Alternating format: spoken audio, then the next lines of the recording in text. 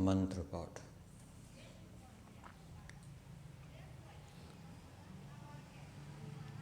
ओम सहनाववतु सहनौ भुनक्तु सह वीर्यं करवावहै तेजस्विनावधीतमस्तु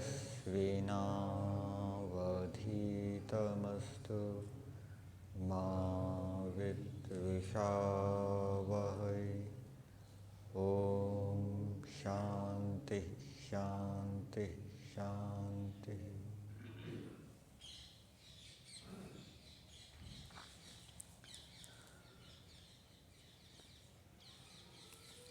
जो मनुष्य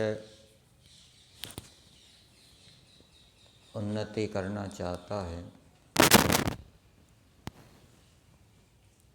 उसको मानव जीवन का चरम लक्ष्य क्या है उसको जानना चाहिए और उस लक्ष्य की प्राप्ति के साधन क्या है, बाधक क्या है, उनको भी जानना चाहिए। ये मनुष्य जीवन ईश्वर की प्राप्ति के लिए मिला है, अर्थात जन्म मरण के चक्कर से छूटकर मोक्ष को प्राप्त करना, सांसारिक दुखों से पृथक हो जाना और मोक्ष अवस्था में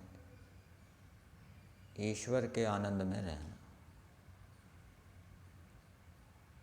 संसार के अंदर रहते हुए हमारी सभी कामनाएं पूरी नहीं हो सकती। जब तक हमारे साथ शरीर है हम सुख दुख से पृथक नहीं हो सकते। मोक्ष में जीवात्मा शरीरों से पृथक हो जाता है, वहाँ पर उसको किसी भी प्रकार के दुख कष्ट क्लेश की प्राप्ति नहीं होती। वो हमारा लक्ष्य है। तो जो जीवन के अंदर उन्नति प्रगति करना चाहता है उसको इस लक्ष्य को हमेशा अपने मन मस्तिष्क में बैठाए रखना चाहिए और उस लक्ष्य की प्राप्ति के लिए मनुष्य को अपने गुण कर्म स्वभाव ईश्वर जैसे बनाने होते हैं।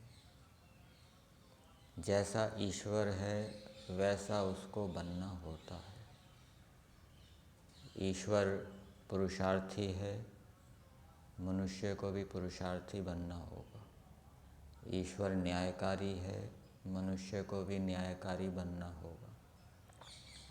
ईश्वर राग द्वेष घृणा क्रोध आदि से रहित है, मनुष्य को भी इन दोषों से पृथक होना होगा।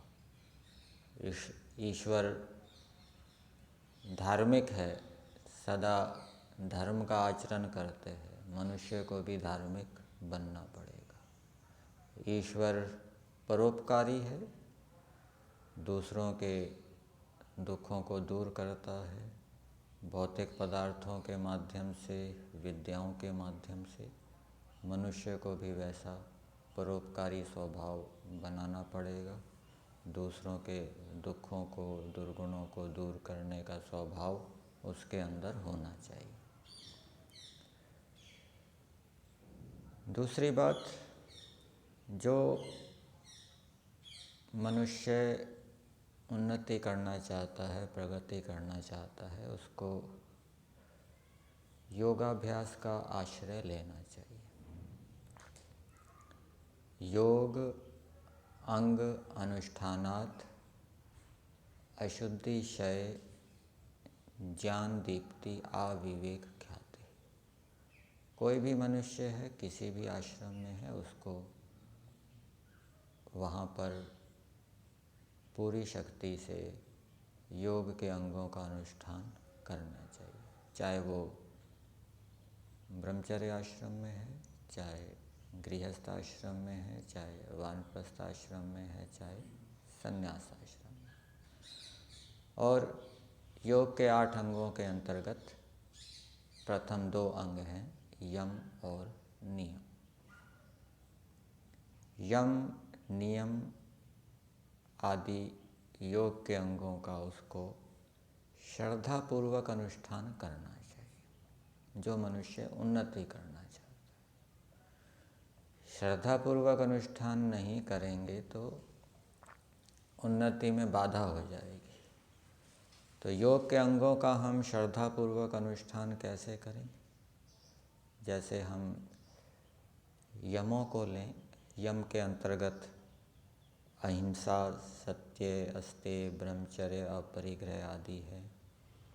तो इनका पालन करते हुए हमारे दिमाग में ये बात रहनी चाहिए कि जितना जितना हम इनका अनुष्ठान करेंगे उतने उतने हम ईश्वर के नज़दीक होंगे, उतने उतने हमारे गुण कर्म ईश्वर जैसे होंगे और उससे हमारा उतना उतना ज्ञान भी बढ़ेगा, विवेक भी बढ़ेगा। इसके अतिरिक्त अहिंसा, सत्य, अस्तेय, ब्रह्मचर्य, अपरिग्रह के अलग अलग फल भी योग दर्शन के अंदर बताए गए हैं।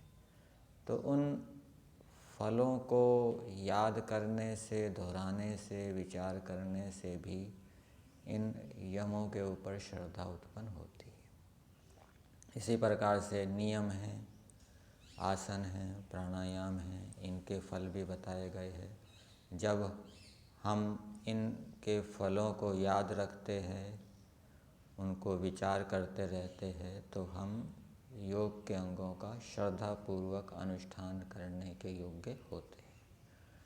तो जो मानव उन्नति करना चाहता है उसको आवश्यक है कि वो योग के 8 अंगों का श्रद्धापूर्वक अनुष्ठान करें।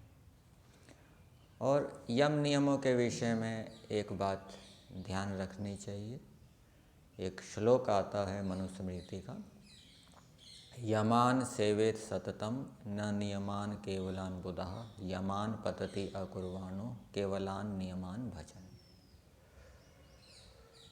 कि जो केवल नियमों का सेवन करता है, शौच, संतोष, तप, स्वाध्याय, ईश्वर प्रणिधान, यमों की ओर कोई ध्यान नहीं देता, तो महर्षि दयानंद जी सत्यार्थ प्रकाश के 3रे समोल्लास में लिखते हैं कि वो उन्नति को प्राप्त नहीं होता, उसकी उन्नति नहीं होती। लेकिन जो यम पालन पूर्वक नियमों का पालन करता है उसकी उन्नति होती है।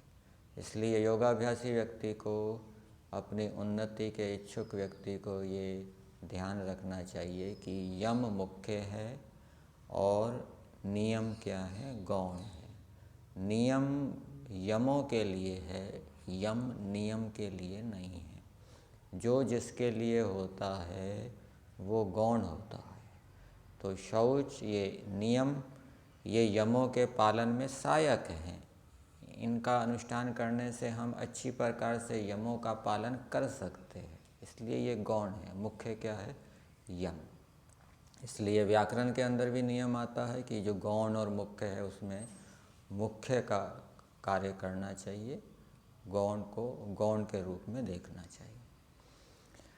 तीसरी बात, जो मनुष्य उन्नति करना चाहता है उसके कुछ नियम होने चाहिए,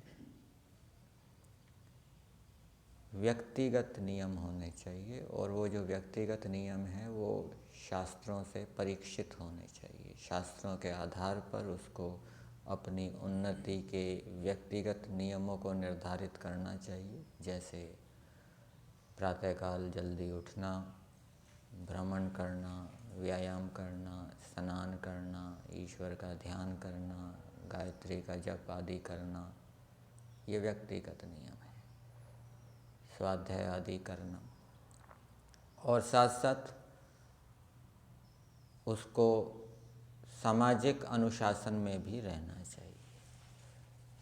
स्वयं अनुशासन में रहे, समाज के और दूसरों को अनुशासन में रखे, अनुशासन को बनाए रखने में सहयोग करे। मुक्ति के साधनों में धर्म अधर्म और कर्तव्य अकर्तव्य की बात भी आती है। वहाँ धर्म अलग लिखा है, कर्तव्य अलग लिखा है। तो जो व्यक्ति किसी समाज में रह रहा है, किसी सामाजिक अनुशासन में रह रहा है, तो उसका ये कर्तव्य हो जाता है कि वो अपने आसपास रहने वाले यदि कोई नियम अनुशासन का भंग कर रहे हैं तो उनको वो टोके, प्रेम पूर्वक उनको समझाए कि आप सामाजिक अनुशासन का पालन नहीं कर रहे, आपको पालन करना चाहिए। केवल अपने पालन में लगे रहे और दूसरा आसपास रहने वाला क्या कर रहा है उसकी ओर वो ध्यान नहीं दे, तो वो अपने कर्तव्य का पालन नहीं कर रहा होता। इसलिए अपनी उन्नति के इच्छुक व्यक्ति को व्यक्तिगत अनुशासन, सामाजिक अनुशासन और साथ साथ सामाजिक अनुशासन के पालन में सहयोग भी देना चाहिए, तो वो उन्नति कर सकता है। इसके अतिरिक्त जो मनुष्य उन्नति करना चाहता है उसको वेद, दर्शन, उपनिषद, मनुस्मृति आदि ऋषिकृत ग्रंथों का स्वाध्याय करना चाहिए और इन ग्रंथों के ऊपर उसका विश्वास होना चाहिए, संशय नहीं होना चाहिए। यदि इन ग्रंथों के ऊपर जो लिखी हुई बातें हैं उन पर विश्वास होगा तो वो उनके अनुकूल चलेगा, और यदि उनमें संशय रहेगा तो वो उनके अनुकूल नहीं चल पाएगा। इसलिए ऋषिकृत ग्रंथों पर श्रद्धा उत्पन्न करने के लिए ऋषि कैसे होते हैं, उनकी योग्यता कैसी होती है, उनकी विशेषता कैसी होती है, ये हमें जानना चाहिए। ऋषियों के विषय में बताया जाता है कि वो सर्वशास्त्रविद होते हैं, सभी शास्त्रों को जानने वाले होते हैं, पक्षपात रहित होते हैं, उनका अंतःकरण पवित्र होता है, सत्व प्रधान होते हैं, रजस और तमस से रहित होते हैं और उनके हित में सबके, उनके हृदय में सबके हित की भावना होती है, परम हितैषी होते हैं और वो मानव मात्र के हित के लिए उपदेश करते हैं। तो इन विशेषताओं को यदि हम ध्यान में रखेंगे तो ऋषियों के प्रति श्रद्धा होगी, उनके बनाए हुए ग्रंथों पर श्रद्धा होगी, विश्वास होगा और उनके हम अनुकूल चल पाएंगे। तो ये बात भी उन्नति के इच्छुक व्यक्ति को ध्यान में रखना चाहिए। इसके अतिरिक्त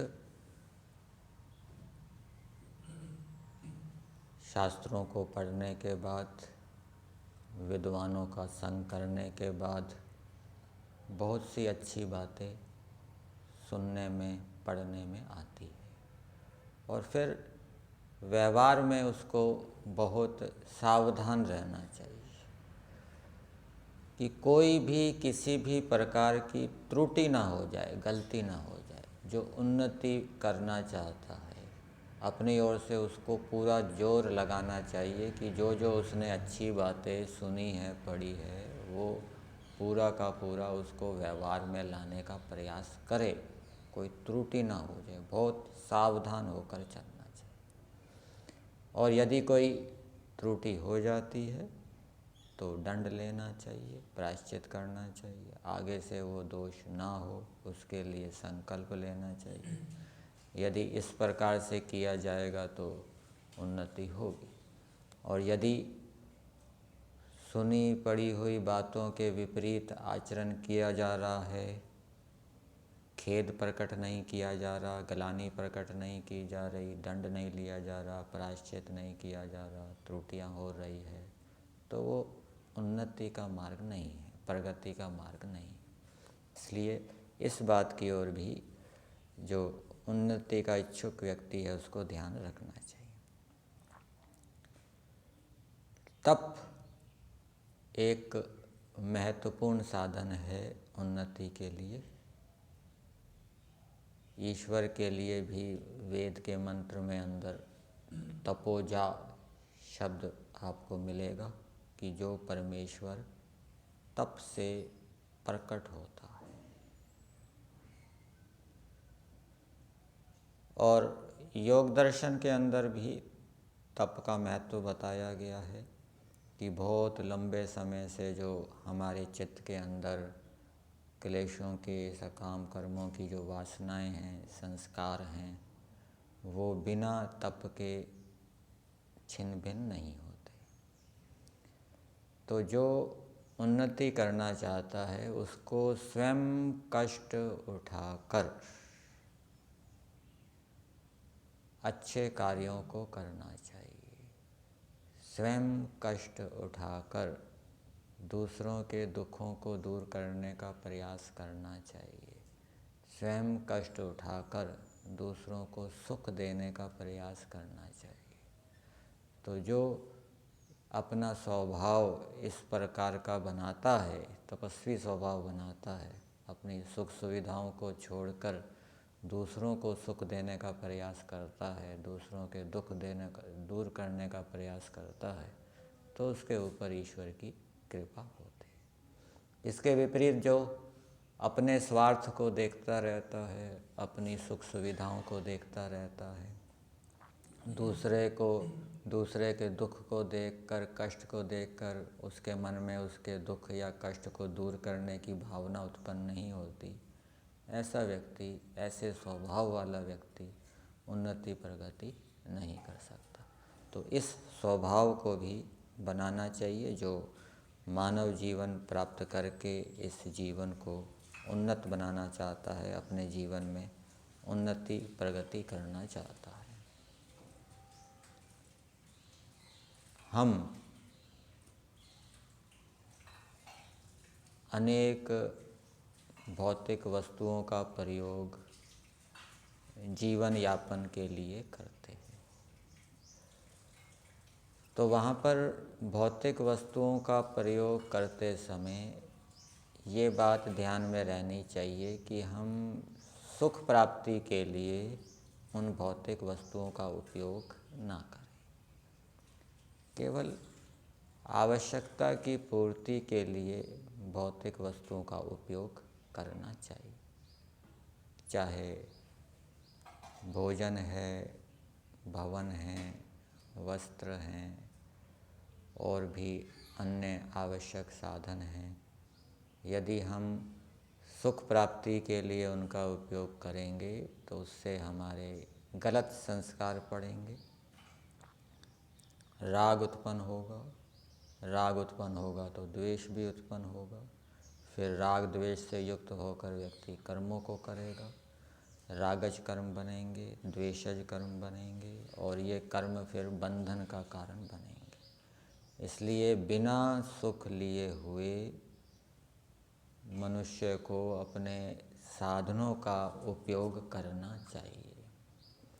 सुख लिया और फंसे, संसार के बंधन में फंसे, तो उसका उपाय यह है कि वो ये संकल्प लेकर चले और साथ साथ में विद्या का उपयोग भी करे कि मुझे सांसारिक सुख साधनों का उपयोग करते समय उनमें सुख नहीं लेना, और विद्या का उपयोग इस रूप में करें कि इन भौतिक साधनों से पूर्ण सुख की प्राप्ति नहीं हो सकती, इनसे दुख भी मिलेगा, इनसे दुख की प्राप्ति भी होगी। जब ये विचार, ये ज्ञान दिमाग के अंदर रहेगा तो हम उस भौतिक साधन में सुख नहीं लेंगे।